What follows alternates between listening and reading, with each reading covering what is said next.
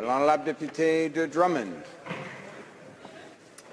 Merci, Monsieur le Président. Alors, je suis très content de me lever en chambre aujourd'hui pour revenir sur une question que j'ai posée le 29 janvier dernier pour interpeller le gouvernement actuel sur la question du bilinguisme et sur la question du respect de la loi sur les langues officielles. Et il y a quelques problématiques qui ont survenu récemment. Et une de celles-ci, c'est bien sûr la problématique du bureau de la traduction. On entend de plus en plus parler d'inquiétudes en ce qui concerne le bureau de la traduction. Il y a aussi eu des problématiques reliées aux tests de français, aux tests de langue pour les immigrants plutôt, qui sont plus chers en français qu'en anglais. Alors, on se pose des questions, entre autres, en ce qui concerne le bureau de la traduction. Monsieur le Président, comme vous savez, avec le gouvernement conservateur, a un piètre bilan en ce qui concerne la défense des langues officielles. Il y a eu, depuis 4 ans, 400 postes d'abolis en ce qui concerne les traducteurs. D'ici 2017-2018, si on continue dans ce sens-là, on prévoit couper 140 autres postes qui équivaudraient à près de 17 des effectifs au bureau de la traduction. Alors, c'est très préoccupant dans la direction qu'on prend. De plus, le bureau de la traduction fait de plus en plus appel à des sous-traitants, ce qui est questionnable sur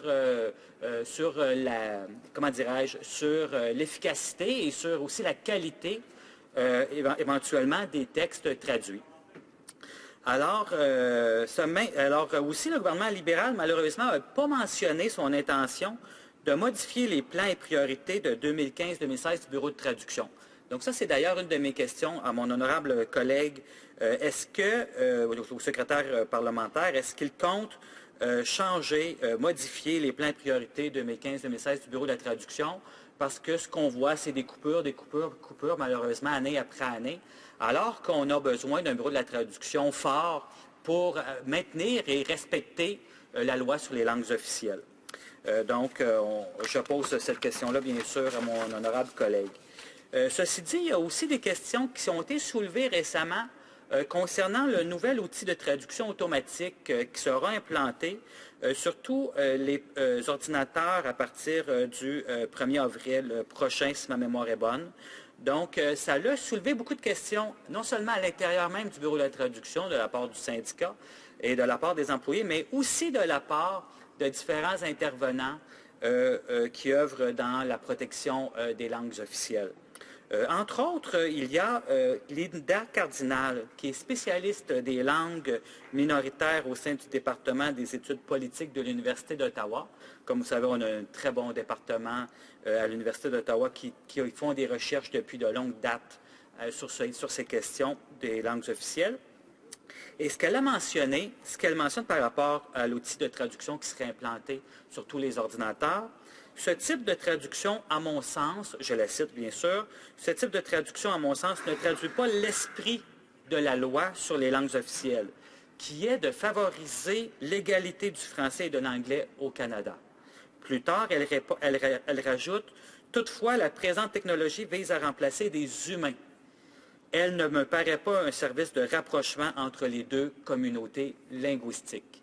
Alors, je termine ma citation. Alors, comme on peut voir, Monsieur le Président, c'est totalement préoccupant et les intervenants, les spécialistes, les universitaires mentionnent cette préoccupation-là.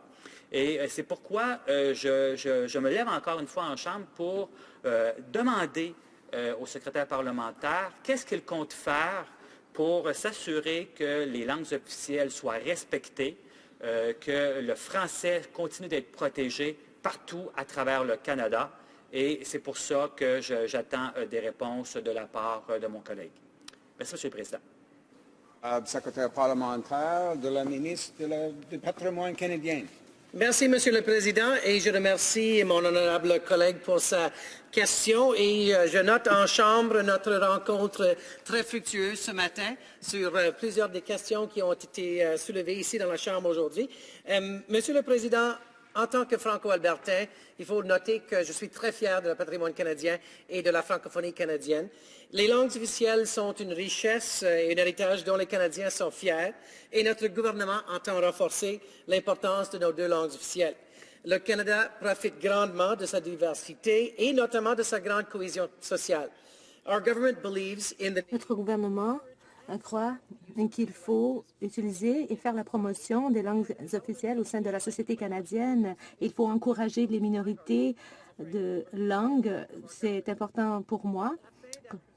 Ces valeurs fondamentales de notre société canadienne, le gouvernement s'est engagé à élaborer un nouveau plan pluriannuel pour favoriser l'épanouissement des communautés francophones et anglophones en situation minoritaire, établir l'accès à un service en ligne gratuit d'apprentissage et du maintien du français et de l'anglais comme langue seconde, s'assurer que tous les services fédéraux soient dispensés en conformité totale avec la loi sur les langues officielles, moderniser et rétablir le programme de contestation judiciaire, rétablir et augmenter le financement annuel de CBC et Radio-Canada après consultation avec le radiodiffuseur et la communauté culturelle du Canada.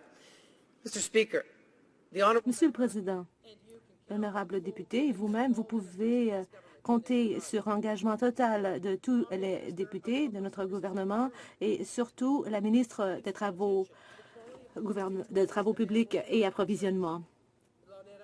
Le patrimoine canadien a le mandat d'élaborer un nouveau plan pluriannuel en matière de langues officielles pour favoriser l'épanouissement des communautés francophones et anglophones en situation minoritaire. Et l'élaboration d'un plan serait précédée de consultations publiques. Et notre approche serait basée sur le respect, l'ouverture et une sincère collaboration avec tous les intervenants clés. Une annonce sur les consultations à venir sera livrée dans les semaines à venir. La ministre explore également les meilleurs moyens d'offrir plus d'accès aux services d'apprentissage en ligne pour que tous les Canadiennes et Canadiens puissent développer leur aptitude linguistique dans leur deuxième langue officielle. Notre gouvernement assure le leadership nécessaire pour faire progresser nos deux langues officielles. Monsieur le Président, c'est notre devoir et nous le prenons au sérieux. L'honorable député de Drummond.